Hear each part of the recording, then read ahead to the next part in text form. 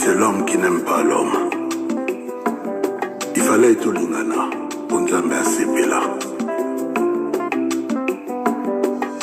Masomwe, Tokufutana motu ya nini, Nkana ya Nzambe, Ebimi na forme ya virus, Naba papyrus, et comment ma qu'un jour tokowa, Kasi na forme te, Ya bibole na liwa ya bonyama.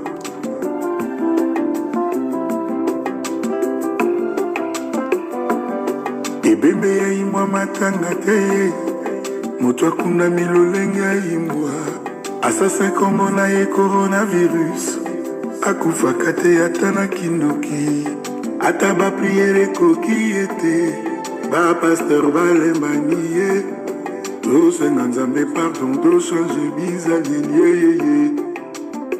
Otokoka ko s'en sortir. Masumwe. Togo Baptiste, miao le tout ma scène en vale la vidéo ya. Nka mdogo na miking bawe. Dogo na mele beki Togo to yin dogo na. Hakem po vient via mekanya ha. Eni a Koffi Olomide be haye. Coronavirus assassin. Titre hein. Ha Koffi Olomide baso Koffi Olomide nsu ho papa ho ke kaflan. If ya ngba he no di hofa la te no le clip de me pour la vaille ha jesi ento boko.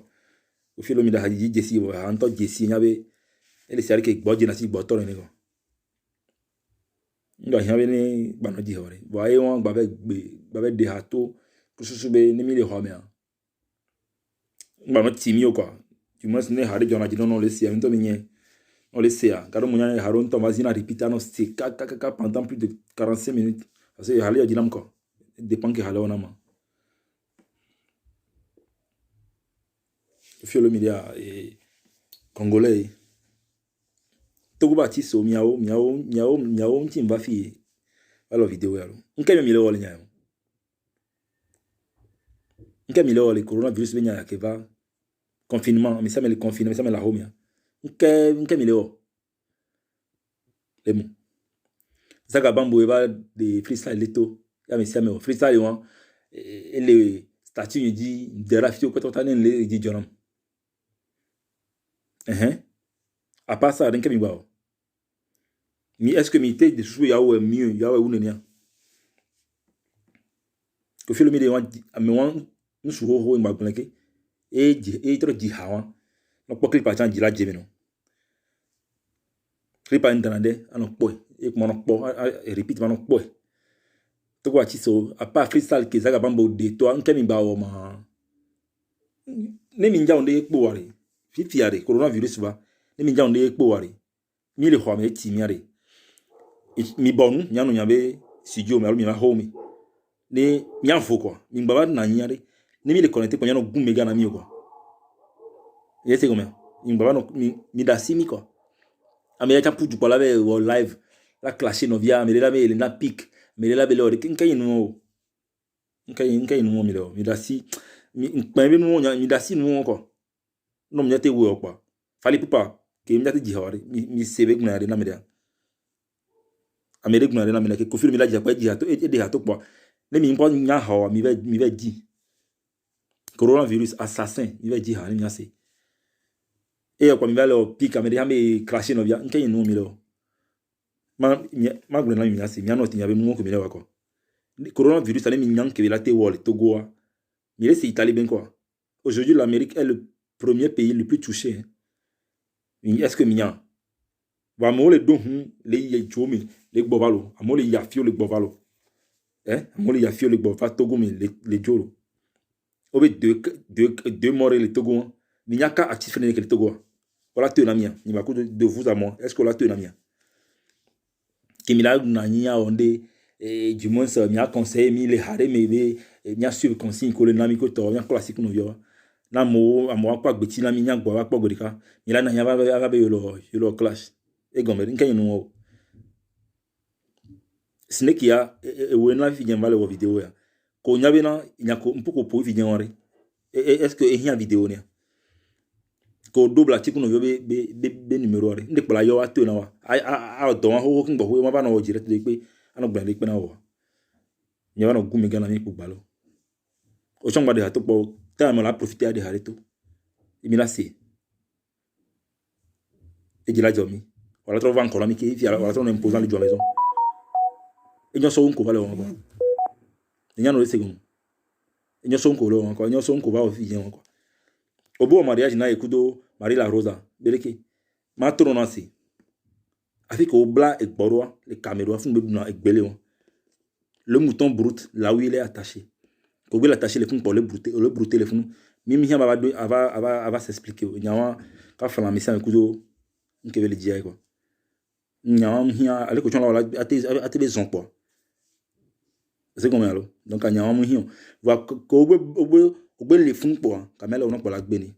Ati c'est onyo ya. Moi ma tisi benyolo blogueuse et blogueuse yenilo. Voilà pour me au té de Nyangan, téro 41 ans de avec 86 ans. Voilà juaro mami. Nyon ndina, ndona parle un pada ido a des photos la boboy ka flan. Donc on te va no bloguer na e obe gbe ni are ne yo artiste yo le inspiré à ce que bon na yo c'est la malo que ne gbe ni là c'est ogbe ni a question tu moi toi ou est-ce que ogbe ni a MC wa ko ve fi un peu quoi pour so gumi gala nya c'est comme alors pardon mana mi anya nya to ba ti so man gbona mi ke mi la hon fi la zea a de hade to jila jo mi no po awon so no po jijua mi jo ale na yin be lo clash nya jo le mi no tin enu mo ki mi do won ko Marie la Rosa e amega ho ni nya nyonu nya njira pompuru agbonjon amega ho ni ka flan ngbro nya ne amo be na no le do afiri agbo mi a JOBPA odwano dojisi be le subo a JOBPA le subo la nyanko la no ko mano bonko vale les iglesia nkai no vale nkai no oyun ho bonko vale est-ce que ouais fia wa fi ko le fi won nem nibe enu ejole hihe mo wala wana ha avano gbon e nke avano gbon ya debe o de keke o to kwa me awele keke awre HBP que la siwa tu devrais être dans un foyer tu sais pas tu devrais être assise quelque part dans un foyer avec les enfants avec ton mari d'une manière responsable. Ce n'est pas maintenant tu vas venir nous fatiguer avec un français bizarre. Tu viens nous raconter de n'importe quoi. Tu prends 2 téléphones en main parce que tu as des téléphones. À ce moment tu mis bien maintenant une question avant beaucoup là comme ya nkai no ma. Ce n'est qui wa we le na amala onwa et son weni ko. A pompore ni mi mbana fatiguer mi le. Igla ile fiu. Nya not nya be no ko. A pompore lo. Ni mbana no wonu na mi. Ne nyam ko nfa na nya joli nya be fan club ba. Ekpa. Ce n'est qui a combat les ewari ko la profiter de hareto ore. Ibe la don diwa on ko su ko vele dia. Bon ko vele wa. Une classe en valeur. Mbale nani nyanyai. Quand beno le gban na mi ko la nyanya kamela gban mi so na do boa. E ngban na mi wa. Ko vite gen so nton kun san. Be yo makpa yo nyan kunye ne ya. Camille la légende yo anya. C'est comme alors. Camille la légende ni donc ko bo. C'est comme alors. Donc ayo et ça y dit Black Tea on pour n'impo nyan ke mpo chon wale po. Nkem po wale po. Nyaka nyawa no na me va le gleto na wanda si nyawa. O nya vi ko le doa. O le lia nu yoro. Ti abana lia nu. Ti abana lia nu. On tompo na mpo nya ke fa no ogbona. Mano na se. O bo mjina la zeo.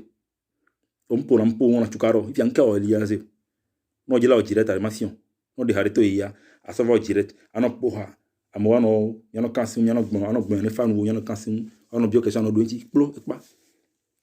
Awele si diome enyo no so ubena ababe le dunya rin china mere amere nyanga ho ke le gba gbe mo bo egbon ade po ba le dun chini ke sini ke ava po be e jila ba dun ti e chan jila ba gbon to e chan jila ba gbon ale basé ke la so téléphone la yo mi la gbon se goma e chan ba le wo mi ke la ba au moins zaka bambo ya de ende to be freestyle de emi waya bay freestyle o mi nyala ki ngoro e di joram le ho fi ento o mo ya wonde o tami wonde Black T de hareto an so direct nya na mi anpo di ba jomi e wa Togo wati so enya en wona mi woni mi ma di initiative a dodo ko ni mi nyanke bo e le ko na coronavirus la te o le Togo le coronavirus da o le Togo mi nyanke la te joare mi la dibe ana joare population non seulement il y avait nyangbo il y a khasi to mena mi to kwati so nda khasi to mena mi ari mi la no désordre mais va no gbo yon tele yin ko bi on tout fena yo nyaro le nke mi le wari nke mi le avec mate on de boa les potes nyere ma tuyo avec on de boa est-ce que amere la guna denia donc nyete on de boa bonu non la te on de boa awe nyori yo la we nyori yo président du rap game oui président là azikba o dare o chan azikba tani on le dit à 7 ans ou 8 ans peno le dit o dare donc allez de hareto ni so de hareto so et campagne habe nu jona jina nyantoni den lesse ka ne ja do nu wam ke na tomasi o ba so imna daro nu waro de nyase alo fifi que coronavirus bare coronavirus, c'est une pandémie mondiale, c'est une guerre, c'est la 3e guerre mondiale. Si vous ne savez pas, il y a ton masque, la classe, contact de l'épée, man non comme l'épée domi. Et non les gens les non à oumenami, non tous les gens les à oumenami, non les non aux kakado à homea. Faut pas que dos et là c'est que non toi et les civils on les tron yang pas bi ya do nou les notes découragés. Découragement, c'est que nous, quoi. Bah, nous devons prier Dieu, nous devons faire tout pour avoir un semblant de joie, un semblant de paix intérieure, que l'ennemi les ramène, nous dit quoi. Et c'est combien, alors? Et donc, à mí, c'est amoureux le watri, amédé le oh, harimina, c'est là, le dynamique, amoureux le featuring, amoureux le qui amoureux, de la vaillare, et l'agneau.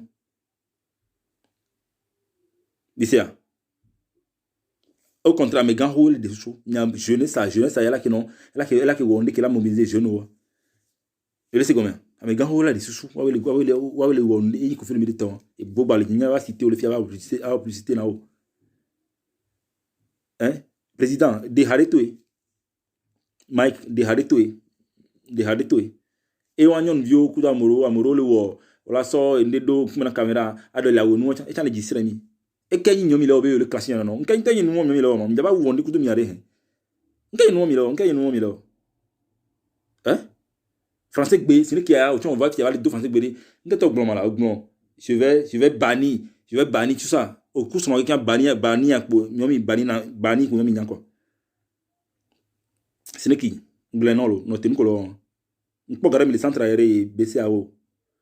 Au devant les piscines, au dos copulence, mais il y a un qui se domaine,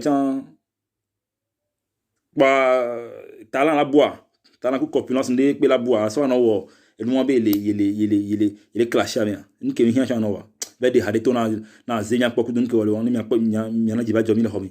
Donc il me remet les fonds il va le clasher mais la caméra quand nous des autres et on donc président des haretos nya se ha di ba jomi ni milia nya be jumito oyo ole di hato ole hareketo no asi mi ko fi mi le ha ko bien asi monsieur donc et le bon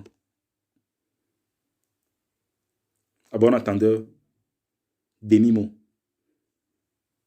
anya ba clasher me de po ni nya réponse à l'homme na be nto nya wu nya nton nja mo wenko da wadi no po be su chuchu a otetu na do nkamu e mi atro afike mi la to la ze ade ha to ayin ko e mi la to mi ba no wo ami la no de kon mi nyon la wo de ba te gbe mi o la ba no ami de chan la be ado Black T ya anote nu ba do na ko china me repo ni so wo ya ti kalo zibu na de no mdo nti o e jiram to ni so da pale du mi fi ka ba yi na me ba we ka ba do nti na mi anko o le ja don pour na do ko ni so le gbo be nke nto e do be nke le kema Whisky kudo bende jila tonti alo jila de nyao yo la no gben ano de susu quoi bi ayin ko na me de gbon be pe don ti wo ki ngba no do nyawo nti o no do me numéro yue no me rezunwa mzina na mentio no zuo mzina na mentio maze gbaze so afi ko bi adonti le a e gbon be handi gelentio e pujo pledo e do baba me o chon pledo do baba me amala be to anyina wo han to donc a me ke ya be wo to bo be yin blogueuse ke le gbonya na mu hia ma donti ya so téléphone so yo wa français me coucou alors no wo numéro la yo ala ji numéro le no vio et reconnaissement de bola la yo ayo il faut pas venir ici parler na mo bigido wa mo wa trian wo ya un blanc ya rekin baleo waka wake bonne baleta Camille légende de pompona et ils arrivent c'est confirmé le mine avec tu cuire quoi zoti